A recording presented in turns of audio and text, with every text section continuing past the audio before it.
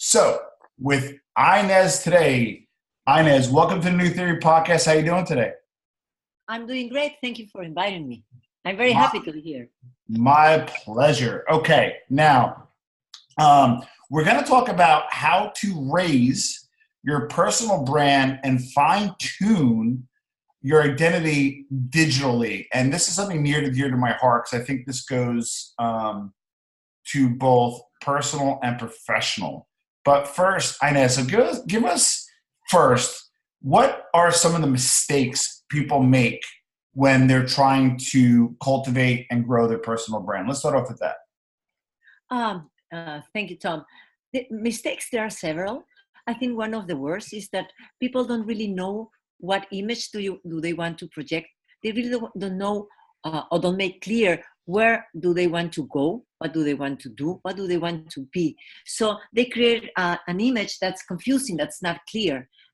They jump from topic to topic, or they don't establish a brand for themselves, like a style that people will expect to find each time they see us or they read something about us. There are people that are very positive or inspiring. There are others that are regularly very angry and, and negative. So, but if you jump from one position and other, it may confuse your audience. I got it. And then and we're gonna put a link to her book. She wrote an excellent book called You Incorporated. Your career is your business. And we talk about entrepreneurs, but I think what we don't talk about enough is intrapreneurs. Those are people that maybe work as a W-2 employee, you may not be a founder, but work for a company. You may be in sales, etc., or whatever that is, but you're still either have a variable pay or you treat it like your own business, which is a way to go. So, okay. So first let's talk about narrative. So I'm assuming, when you want to roll out your digital identity or want to kind of roll out and cultivate your brand, how do you establish a good narrative? I guess that the first point, as I said before, is to know where do you want to go, and then find some topics of areas that are your interest or your expertise, and then be very keen in audit permanently whatever it's seen about you on digital media. What's your footprint? So you have to be able to create an identity that's easy for people to understand. We don't have to be perfect. We have faults, but it's important to create an image that people can relate to. So the narrative should be simple, very authentic, very warm. If you decide to be on the positive side, because of course there are people that rather be on the negative side. But I think that we get normally more followers if you create an image for yourself that add value to others, and that is very appreciated. Okay, so here, and I agree with you. And okay, so I work and I do some publicity, but I'm mostly digital marketing centered person. So PR is part of that. We generally do a good job for our clients. However, I have personal challenges getting my brand out there, my digital identity personally. I got to tell you why. My actual life, it's usually the opposite. My actual life, and I know for a fact, is a lot more robust and a lot more interesting than my digital life. And I have a challenge, and I'm like, listen, keep it authentic, just capture, document it, and share. But then, like, when I share, I don't have like the nuances. I don't use the filters. I don't use apps. I don't, use all that kind of stuff. So what happens is again, just my digital presence is maybe not as strong if you saw me on Instagram, but my real life is much better. I think it's the opposite of a lot of people. So what would your recommendation be to somebody like me? First, I will really try to make a decision between what you want to share is yourself and your life, your authentic self, or you want to share the role that you live in, the role that you have imposed for yourself in your personal life. I truly believe in being to have a lot of integrity. Which I mean for integrity in this case, is to be exactly the same person you are in the professional world and in the personal world, because we are only one. So we may play different roles, but being only one, it makes us feel more authentic, more approachable, more real, and more vulnerable even. And that is something that really attracts people's attentions. So Tom, if you have a lot of great things going on in your personal life, share them with them. I mean, sometimes we tend to be more private than we should. And now that nothing is really private and nothing can be keep off of the digital world, if we decide to live with a lot of integrity, that everything that we do in our personal life can be shared because it's appropriate for a digital life, go ahead and do it. I mean, people want to connect with a real human being. There are too many computers and chatbots and artificial intelligence beings going around our lives. We really want to connect with human beings. Show that.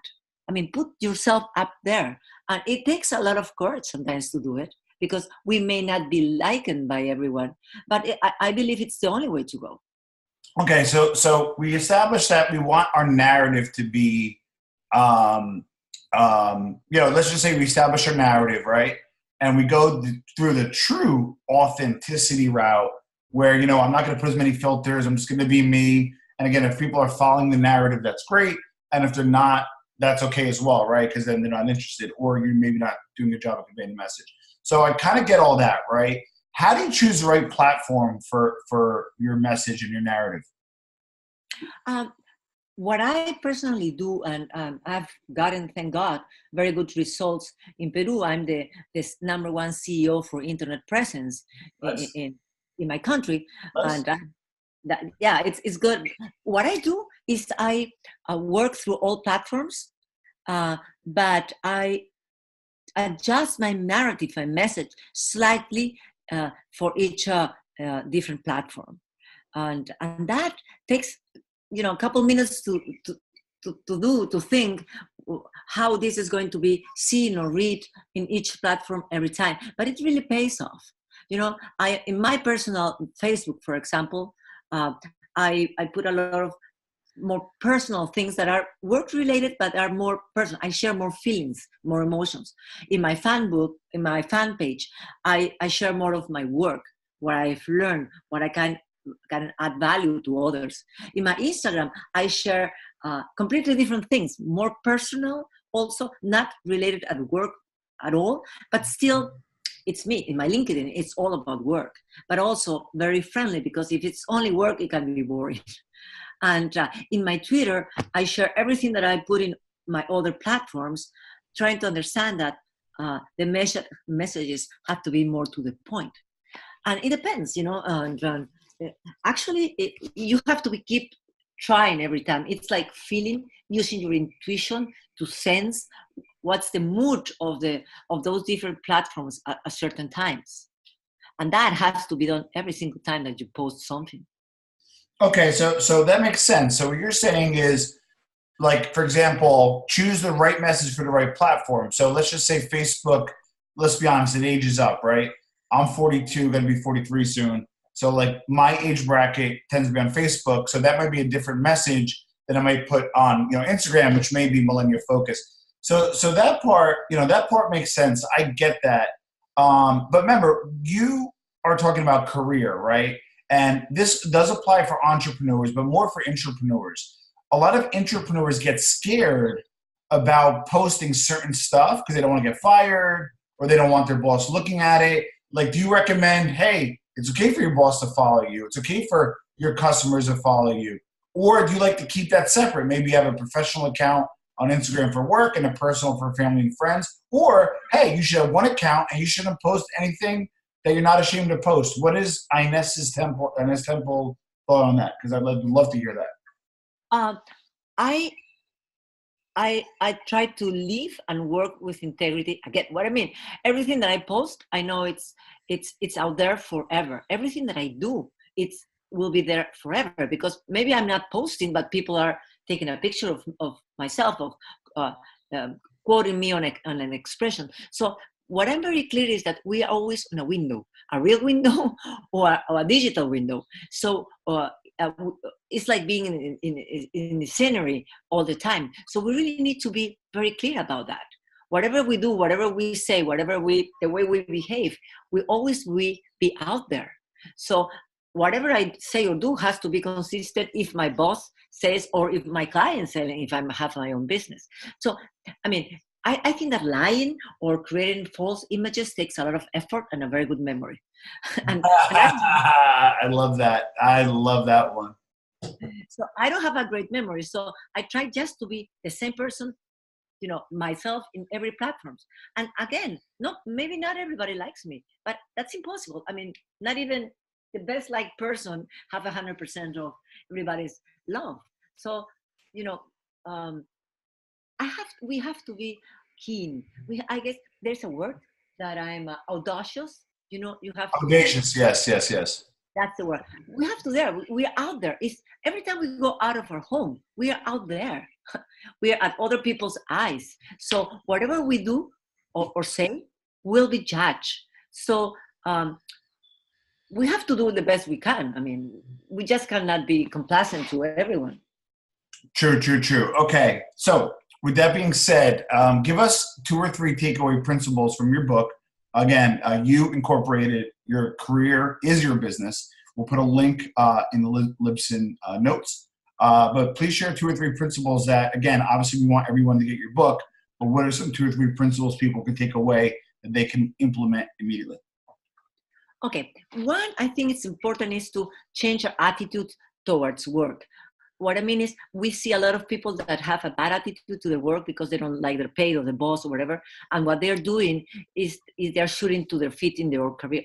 Our careers are a business. So whenever we want to be, we are an entrepreneur, we are still selling our services to someone. So we have to be very, very keen in identifying our accomplishments, what's the value that we add. We should try to measure that value in order to make sure that we are delivering what we are being paid for. So that's important. Second, I guess we need to understand very well what's going on in our marketplace. What do we need to be to keep ourselves relevant? What are others doing or others are learning that we are not learning? What skills do we need to keep renewing or keeping up to date? And that, I think, it's especially important now that digitalization and disruption, it's coming to every single industry, and that everybody, we all should start keeping a lot of attention on how will my job be disrupted? How will my business be disrupted? And try to be ahead of that. Another thing very important is keep our network channels open. Nobody is too small to be our contact, and we need to focus on developing a stronger network of trust, especially men after a certain age, Tom. Men tend to think, I don't need any more friends. I already have enough friends. And they shut themselves for being out there, developing new relationships, personal or business-wise.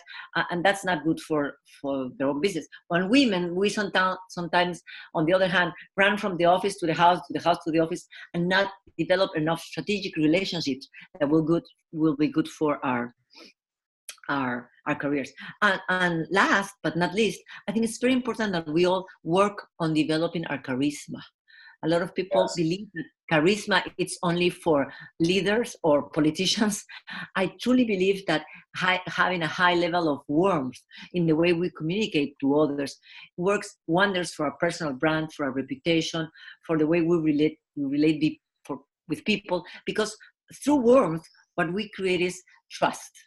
And if people trust us, they will listen to our messages. They will pay attention to who we are, what do we have to say or deliver. And that's the only way to start and maintain and sustain a relationship over and over in time. So charisma is key for our careers and our businesses in general. I want to echo one thing you said that stuck out was strategic relationships and then make them meaningful relationships. So Ines, how can we find it? You mean the book?